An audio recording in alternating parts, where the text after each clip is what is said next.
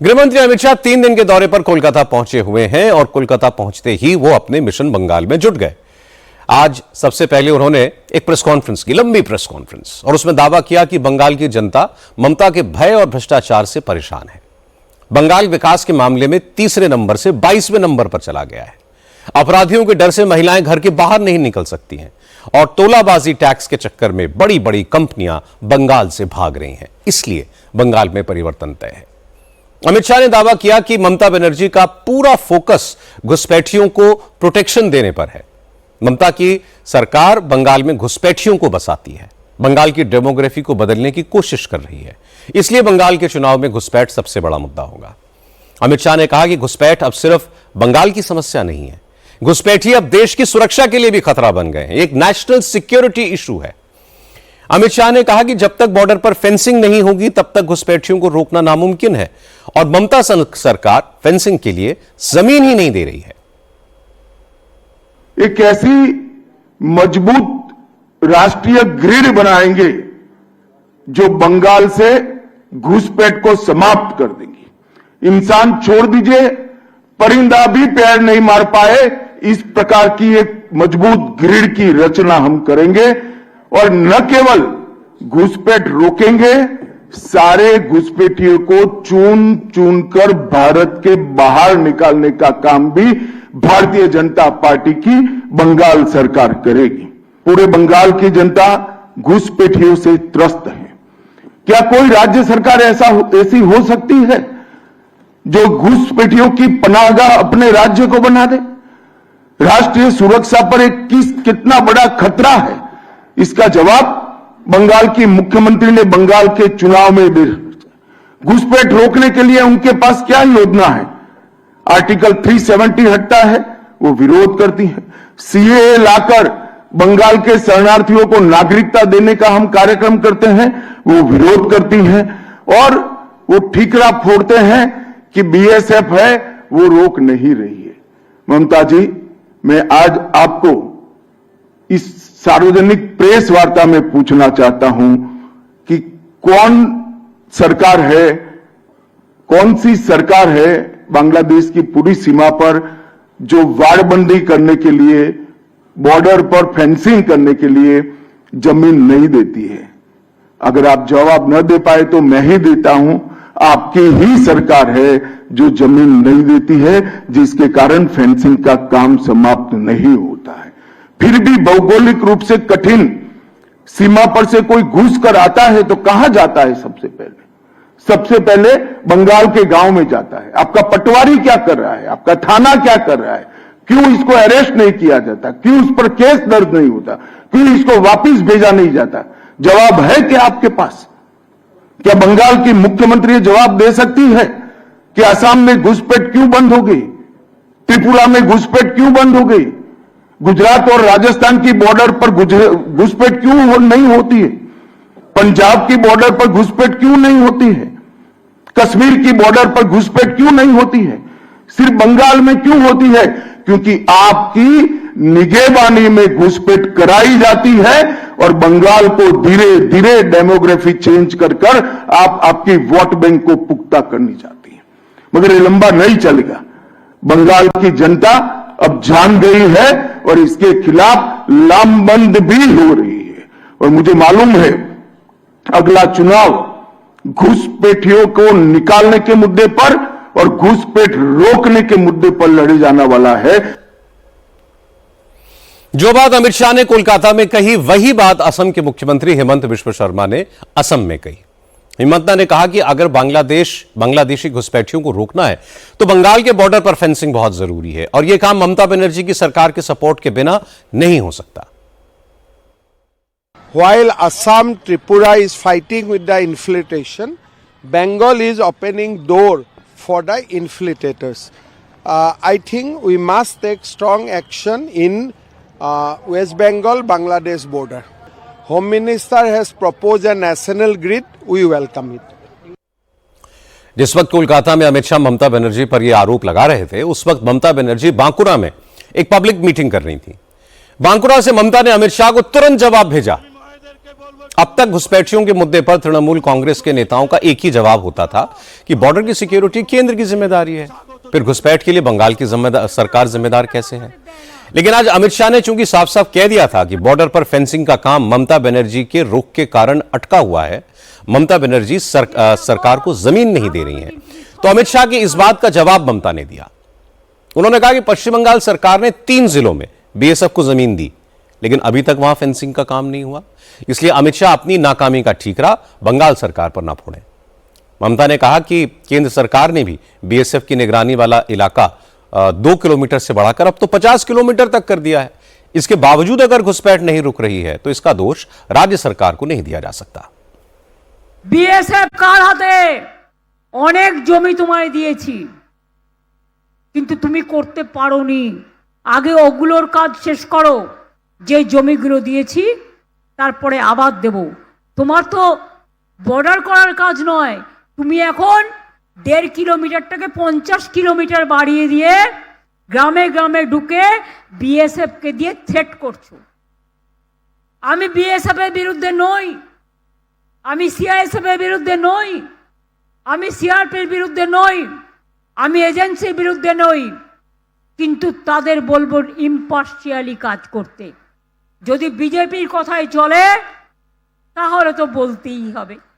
কই আমরা তো পুলিশকে বলি না বিজেপির কথাই আমাদের কথাই চলো, তারা নিজের মতো করে, যতটা পারে করে। কাজেই মনে রাখবেন, বিনা যুদ্ধে 1 ইঞ্চি জমি ছাড়ছি না এবং ছাড়বো না। अमित शाह ने दूसरा बड़ा हमला किया करप्शन के इशू पर। उन्होंने कहा बंगाल के लोग ममता बनर्जी के तोलाबाजी टैक्स से परेशान हैं, हर जगह पर घपले घोटाले होते हैं। अमित शाह ने ममता बनर्जी की सरकार के वक्त हुए आधा दर्जन से ज्यादा घोटालों की लिस्ट गिना दी। ममता के उन मंत्रियों के नाम सबको बताए जो करप्शन के इल्जाम में जेल गए। अमित शाह ने कहा कि ममता के राज्य में बंगाल भ्रष्टाचार के मामले में नंबर 1 बन चुका है, इसलिए अब जनता को सिर्फ चुनाव का इंतजार है और इस बार ममता की विदाई तय है। भ्रष्टाचार से पूरी बंगाल की जनता त्रस्त है।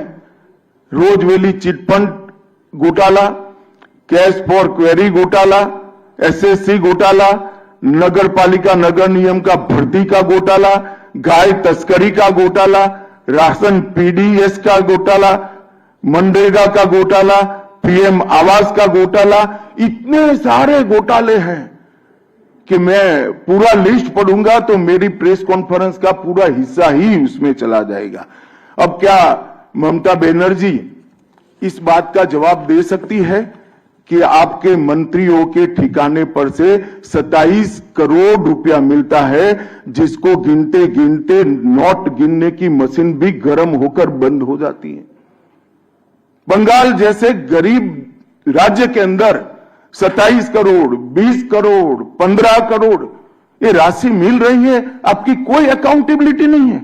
पार्थो चैटर्जी जेल में जाते हैं, ज्योति प्रिय मलिक जेल में जाते हैं, अनुव्रत मंडल जेल में जाते हैं, जीवन कृष्ण शाह जेल में जाते हैं, माणिक भट्टाचार्य जेल में जाते हैं, चंद्रनाथ सिन्हा जेल में जाते हैं, परेश पाल जेल में जाते हैं, कुंतल घोष जेल में जाते हैं, फिरहाद हकीम वो भी आरोपी बनाए जाते हैं, शोभन चैटर्जी आरोपी बनाए जाते हैं, कुणाल घोष 3 साल जेल में रहकर आते हैं, और आप कहती हैं कि भ्रष्टाचार नहीं हो गया, हो रहा है।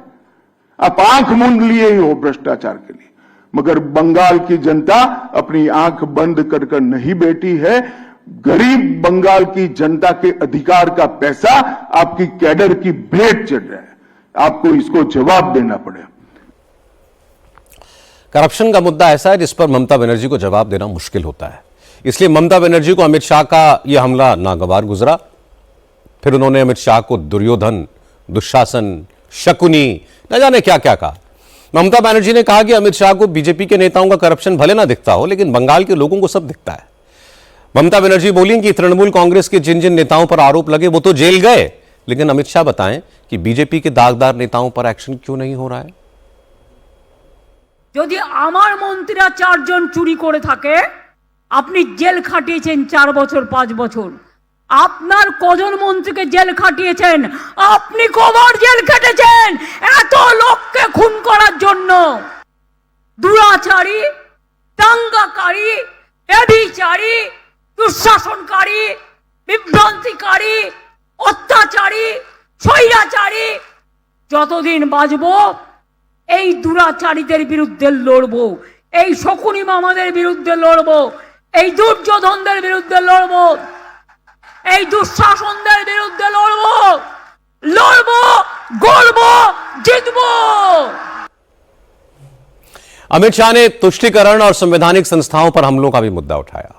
होम मिनिस्टर ने कहा कि ममता बनर्जी सारी नीतियां बस अपने खास वोट बैंक को ध्यान में रखकर बनाती हैं। चूंकि ममता बनर्जी ने कल ही कोलकाता में दुर्गा मंदिर का शिलान्यास किया था और सिलीगुड़ी में महाकाल मंदिर बनवाने का भी ऐलान किया है, और इससे पहले वो दीघा में जगन्नाथ मंदिर बनवा चुकी हैं। इस पर अमित शाह ने कहा कि ममता बनर्जी अब हिंदुओं को पुचकारने की कोशिश कर रही हैं, लेकिन बहुत देर हो चुकी है। हो सकता है चुनाव के बाद ममता ये कहती हुई सुनाई दें कि उनके कार्यकर्ता भी बीजेपी में चले गए।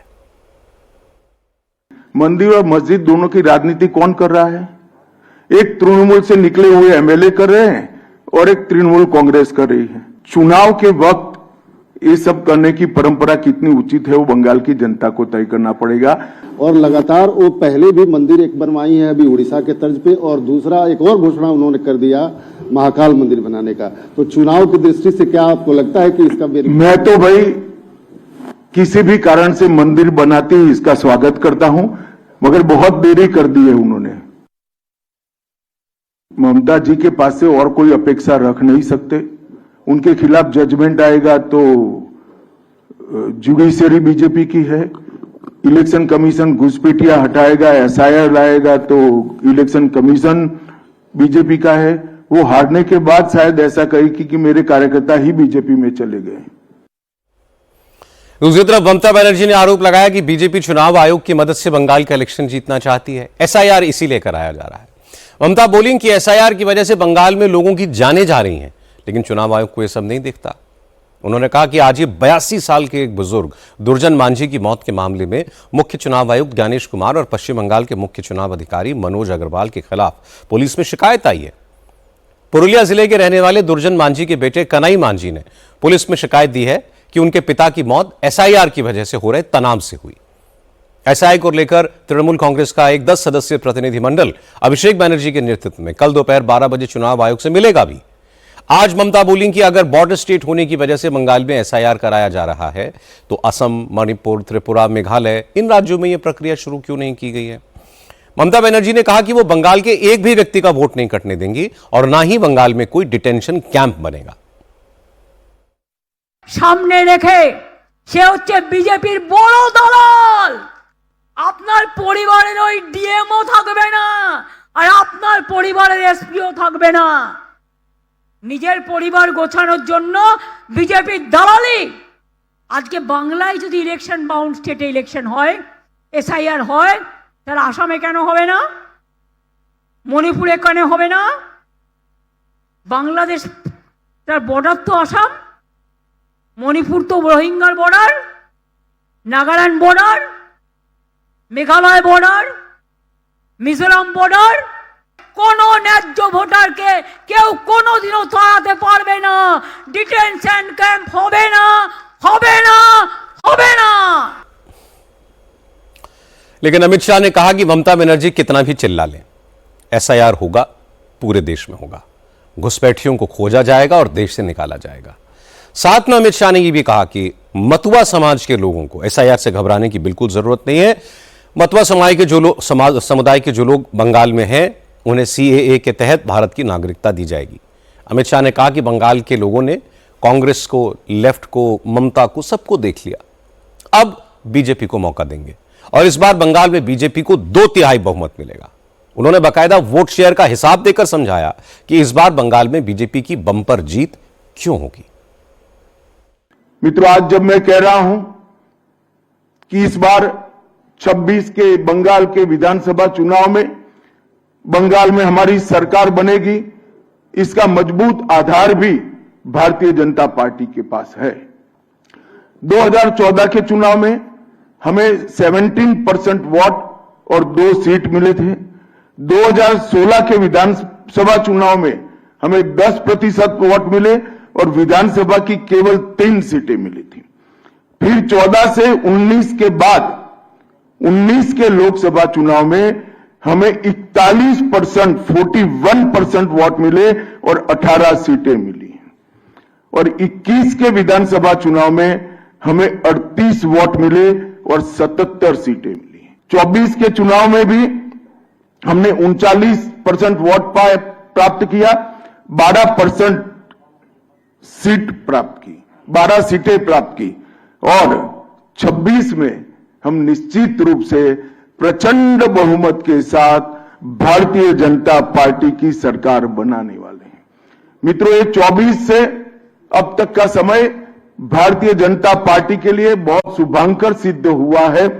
24 में लगातार तीसरी बार नरेंद्र मोदी जी इस देश के प्रधानमंत्री बने। उसके बाद महाराष्ट्र में, हरियाणा में, दिल्ली में और अब बिहार में भारतीय जनता पार्टी की सरकारें बनी हैं। 24 के चुनाव में ओडिशा और आंध्र प्रदेश में भी पूर्ण बहुमत की भाजपा की और एनडीए की सरकार बनी है। मुझे पूरा भरोसा है कि 2026 में बंगाल में 2/3 बहुमत के साथ भारतीय जनता पार्टी की सरकार बनेगी। ये बंगाल की जनता तय कर बैठी है। ममता बनर्जी ने इसका जवाब देने में भी देर नहीं की। उन्होंने कहा कि बंगाल पर कब्जा करने का बीजेपी का सपना कभी पूरा नहीं होगा। ममता ने कहा कि जिन लोगों से दिल्ली नहीं संभल रही है वो बंगाल क्या संभालेंगे। ममता ने कहा कि बंगाल को सिर्फ बंगाली चलाएंगे, कोई और नहीं। इस बार कितना होगा? আজকে নাকি বলেছেন দুঃশাসন বাবুদা, দুই চোখে, এক চোখে দুর্যোধন আর এক চোখে দুঃশাসন, বলেছেন 2/3 পাবো। এখন আর বলতে পারছে না ইসবার 200 পার। এবার বলতে হবে এবার তুমি দেশ থেকে বার। বাংলা জিতে তোমাকে দেশ থেকে কি করে তাড়াতে হয়, গণতন্ত্রের মাধ্যমে বাংলাই পথ দেখাবে, বাংলাই দিশা দেখাবে, বাংলাই সারা ভারতবর্ষ জুড়ে সবাইকে সাহায্য করবে। दिल्ली का लड्डू जो खाता है वो भी पछताता है और जो नहीं खाते हैं वो भी पछताते हैं। अब दिल्ली का लड्डू ज्यादा खा लिया और खाने का जरूरत नहीं है। आप दिल्ली संभलाइए। बंगाल को संभालने के लिए आपको माफिक दुराचारी नहीं चाहिए। बांग्ला সামলানোর জন্য বাংলার মানুষ আছে। দিল্লি সামলাতে পারে না, বাংলা সামলাবে। आज कोलकाता में अमित शाह ने जिस तरह ममता बनर्जी पर हमले किए और जिस अंदाज में ममता ने उसका जवाब दिया, उससे आपको अंदाजा हो गया होगा कि बंगाल में इलेक्शन का टेम्परेचर कैसा रहने वाला है। ममता बनर्जी ने पिछले चुनाव में नारा दिया था खेला होबे। आज ममता ने कहा इस बार फाटाफाटी खेला होबे। फाटाफाटी का मतलब होता है आक्रामक, धुआंधार, और इस नारे का असर तुरंत दिखने भी लगा। आज एसआईआर के मामले में इलेक्शन कमीशन के लोग जब सुनवाई करने के लिए पहुंचे तो उन पर हमला किया गया, उनकी गाड़ी तोड़ी गई। कुछ जगह बीजेपी और तृणमूल कांग्रेस के कार्यकर्ताओं के बीच झड़पें हुई। मतलब यह है कि ये फाटाफाटी खेला होबे का नारा देकर ममता ने तृणमूल कांग्रेस के कार्यकर्ताओं को भी मैसेज दे दिया है। जैसे जैसे बंगाल में इलेक्शन करीब आएगा, इस तरह की खबरें और ज्यादा आएंगी।